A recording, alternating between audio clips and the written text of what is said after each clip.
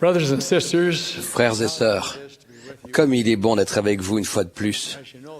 Comme vous le savez, depuis notre dernière rencontre d'avril, nous avons été attristés par la perte de 3 de nos apôtres bien-aimés, Boyd K. Packer, L. Tom Perry et Richard G. Scott. Ils sont retournés dans leur foyer céleste. Ils nous manquent. Comme nous sommes reconnaissants de leur exemple d'amour chrétien et des enseignements inspirés qu'ils nous ont laissés à tous, nous souhaitons une chaleureuse bienvenue à nos nouveaux apôtres, Ronald A. Rasband, Gary E. Stevenson et Dale J. Renlund. Ce sont des hommes consacrés à l'œuvre du Seigneur. Ils sont bien qualifiés pour remplir le poste important auquel ils ont été appelés. Récemment, tandis que je lisais les Écritures et méditais à leurs propos, 2 passages sont restés dans mes pensées.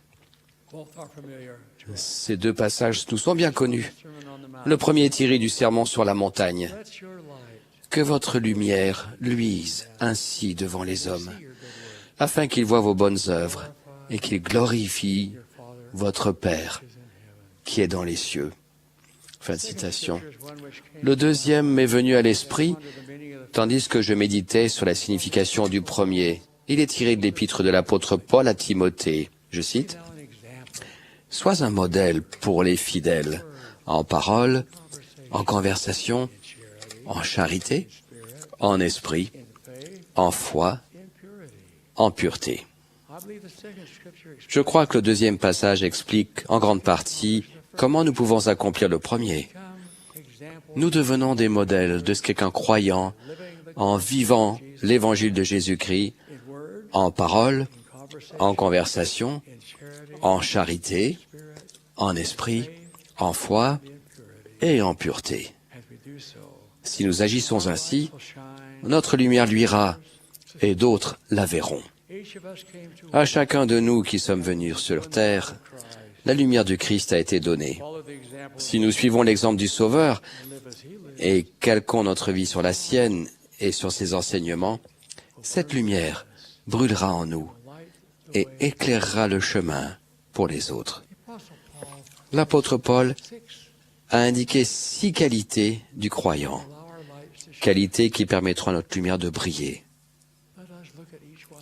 Examinons chacune d'elles. Je vais mentionner les 2 premières ensemble. Être un exemple en parole et en conversation. Les paroles que nous utilisons peuvent édifier et inspirer, ou bien blesser et rabaisser. De nos jours, il y a une profusion de vulgarité qui semble nous encercler presque à chaque instant.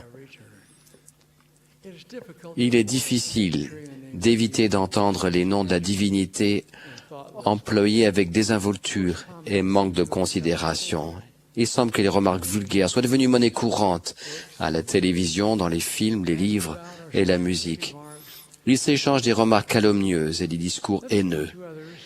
Adressons-nous aux autres avec amour et respect, ayant toujours un langage propre et évitant les mots ou commentaires qui blessent ou offensent.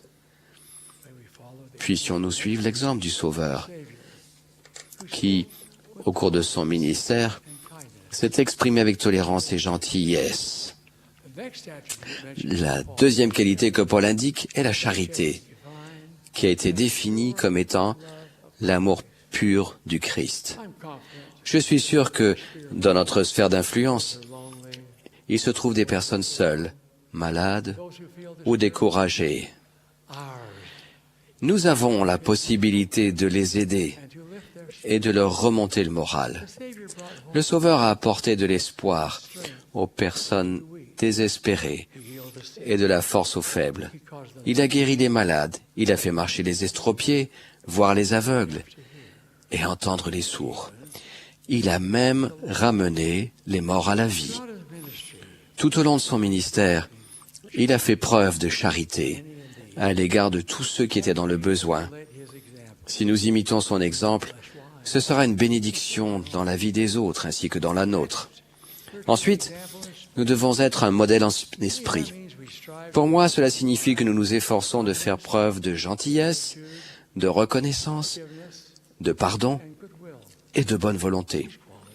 Ces qualités nous permettront d'avoir un esprit qui touchera les personnes autour de nous.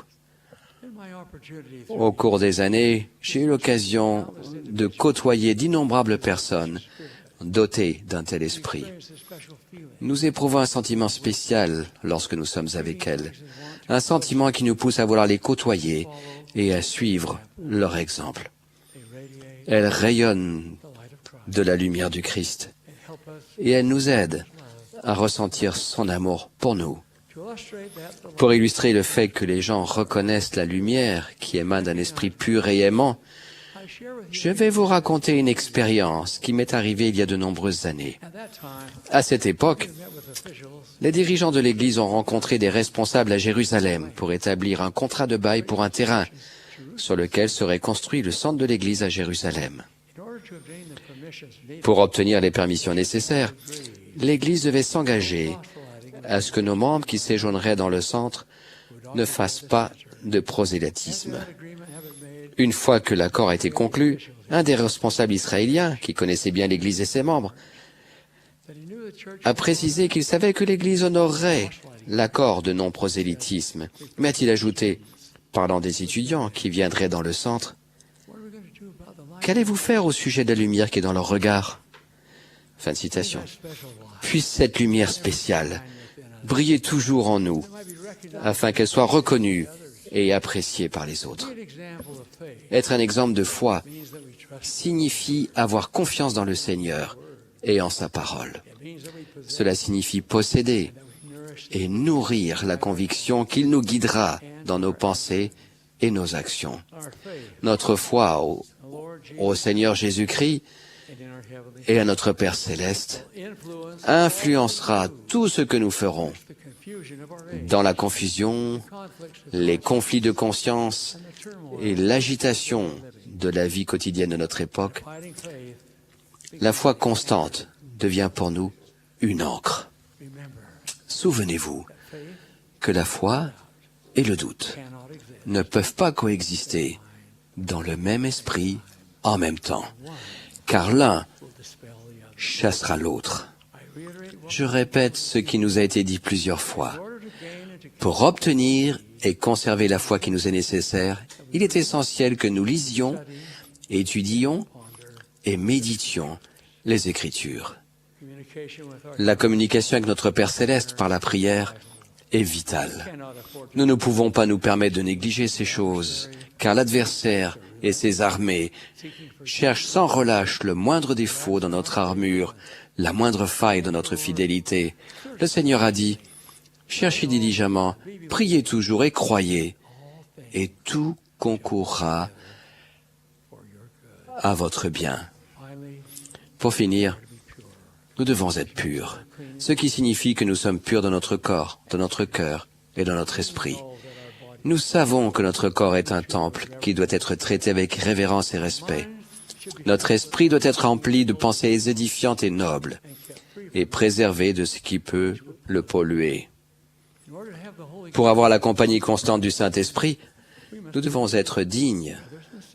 Frères et sœurs, la pureté nous apportera la paix de l'esprit et nous qualifiera pour recevoir les promesses du Sauveur.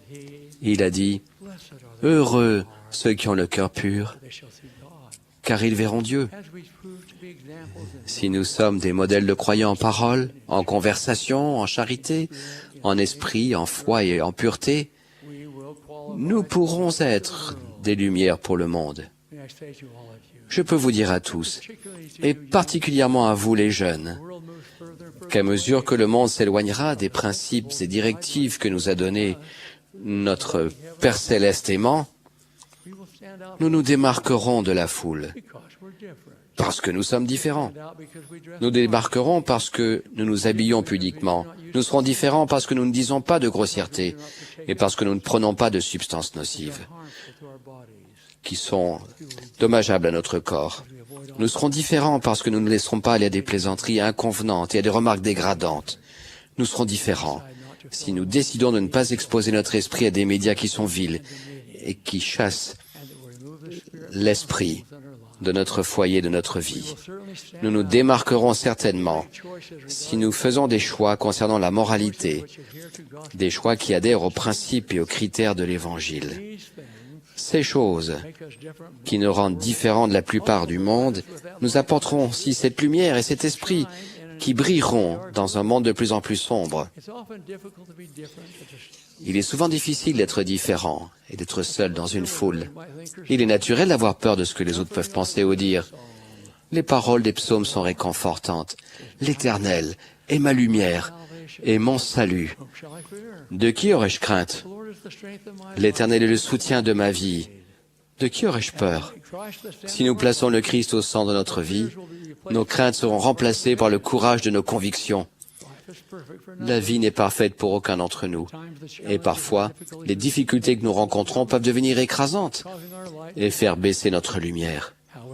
Cependant, avec l'aide de notre Père Céleste, conjuguée au soutien des autres, nous pouvons recouvrer cette lumière qui illuminera de nouveau notre chemin et fournira la lumière dont d'autres peuvent avoir besoin. Pour illustrer mes propos, je vais lire les paroles touchantes d'un de mes poèmes préférés que j'ai découvert il y a de nombreuses années. Dans la nuit, j'ai rencontré un étranger dont la lampe avait cessé d'éclairer.